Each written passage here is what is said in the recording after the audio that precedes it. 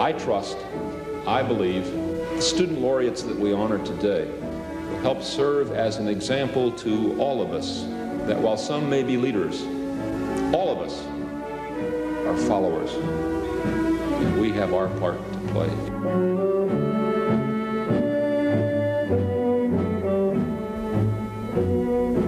The student laureates referred to by Governor Thompson are 52 young men and women from all over Illinois who recently were inducted into the student chapter of the prestigious Lincoln Academy, an organization which honors outstanding achievements by the state's sons and daughters.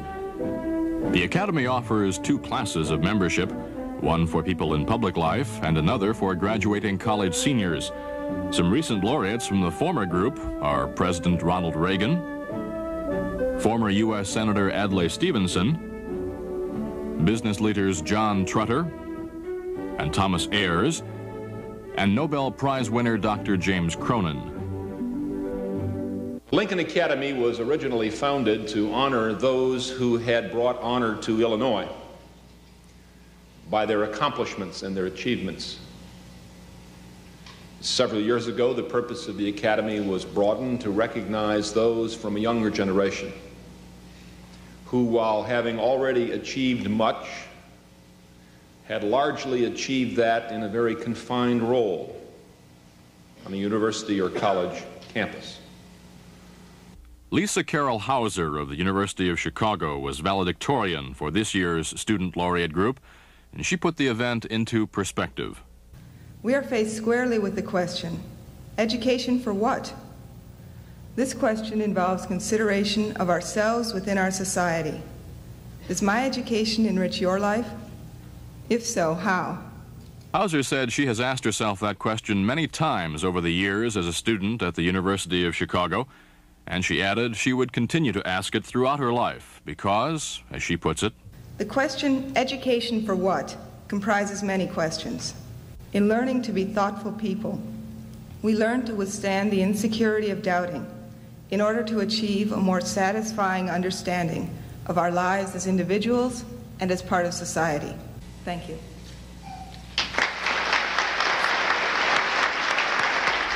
After a brief presentation honoring the Academy's namesake, Abraham Lincoln, the Governor and Mrs. Thompson presented Lincoln medallions to each of the new laureates. They come from all over, from small towns like Wadsworth, from cities like DeKalb and Rockford, and of course the Chicago metropolitan area. Yet each has something in common, a genuine desire to enrich the lives of others, and talent enough to do just that. Take, for example, Robert Glessner of Northwestern University. Northwestern University, Robert C. Glessner.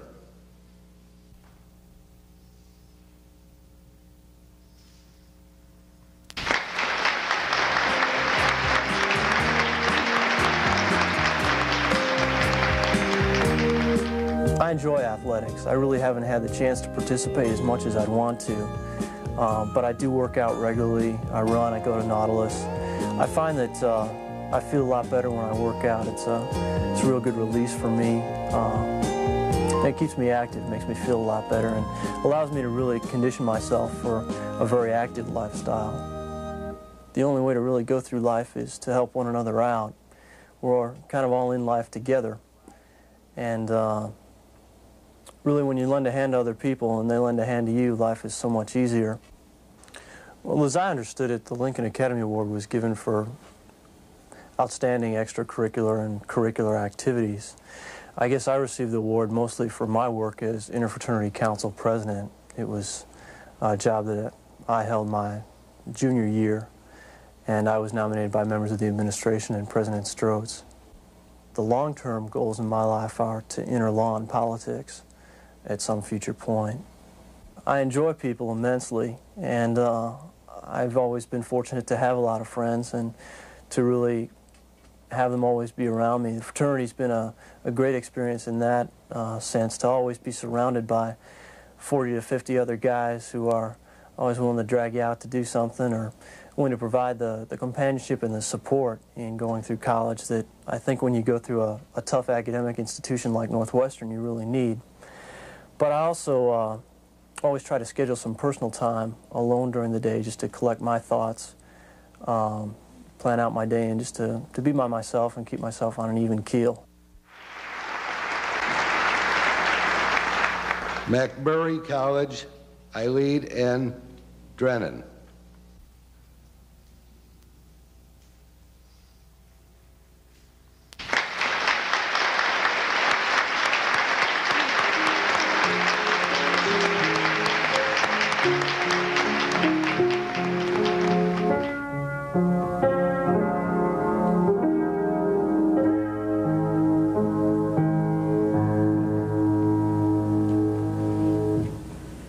My name is Eileen Drennan, and I'm from Wadsworth, Illinois.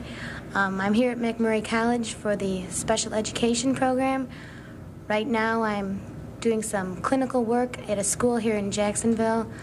I work with TMH children, which is a classification of retarded children that's trainably mentally handicapped. The age I'm working with now is 8 to 12-year-olds, and my classwork here at McMurray has prepared me for this kind of work that I've wanted to do. I plan on teaching for a couple years with special children. Then I'd like to go on to graduate school. I kind of like to go into education administration, have big goals of someday having my own school for special kids. Working with special kids is something that I've wanted to do for a real long time, and I'm really happy that McMurray has given me the opportunity to do this. I love to work with kids. I'm amazed what they come up with. I just see life through children's eyes, and I can see potential in what they can do and hope to bring that out in them. When I first found out that I had won the Lincoln Academy Award, I wasn't really quite sure what it was all about. Dean Mitchell, who's the academic dean of the college, had informed me that I was nominated for the award, and so I had to find out what it was all about. And then when I did, I was real happy, very honored. It was a real big thing. I was real excited about it. I enjoy reading. I read a lot through high school and through college. I just have read a book, The Walk West, which is written by a religious young man. I just finished reading The Agony and the Ecstasy, which is a story about Michelangelo, and I was just recently in Europe and saw a lot of his works, so that got me very interested in that book. But I do like to read the popular books that are out today, along with the well-known ones. My ideas on religion are changing a little bit, I think. I've got my background in the Roman Catholic upbringing, and I had that all through life, but now I'm looking at different things, not changing my beliefs, but looking further. I guess I just look at life a little bit differently than I used to, in that I'm trying to apply more that I've read into my everyday life. I am a compassionate person. I guess I'd like to see more kindness and love expressed. I see so many things that I'd like to change. Friendship means a lot to me. It means an awful lot, and that's one good thing at McMurray that has taught me a lot, and I really rely on my friends, and as they do of me.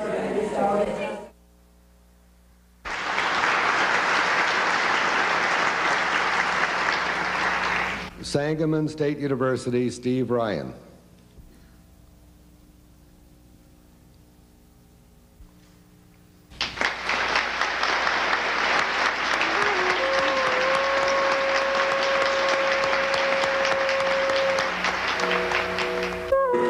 I'm not really a verbal person. That's why I think I'm really looking for art to try to express a lot of the things I feel. My art seems to be a little more emotional, a little more spontaneous than a lot of people's. I don't sit in front of a canvas for 3 or 4 weeks and labor. The clay, one of the reasons I like the clay is it's real spontaneous. You can really sit down, there's a rhythm to it, and it just kind of flows. When you make a pot, it's over in just a matter of a few moments, and it captures that moment. I feel that's where I'm into the clay part of it, because it is such it's the basic element of earth. All the elements really combined. It's earth, fire, and water. And that mixture of all those together, and the artist himself in there. So it's kind of like you're joining with the earth. Born and raised Springfield, Illinois. Never been anyplace else other than the 4 years I was in the service. I was a Boy Scout from time I was 11 to 16, and I just love the camping out and the being outside.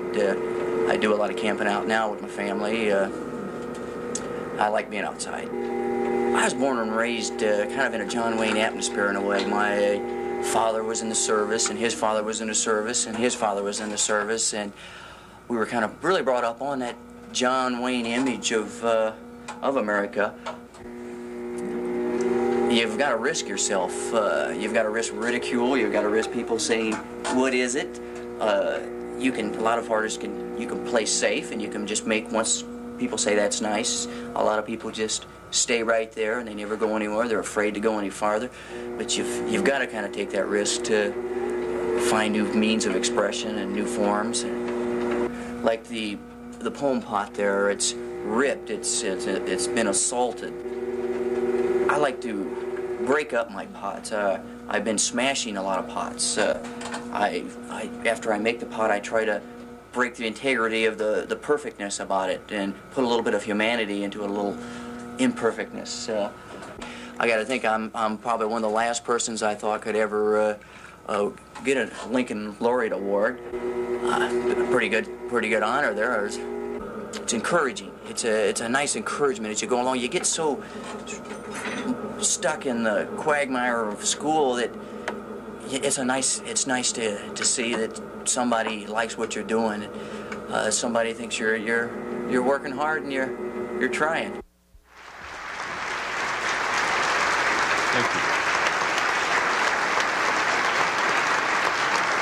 Thank you.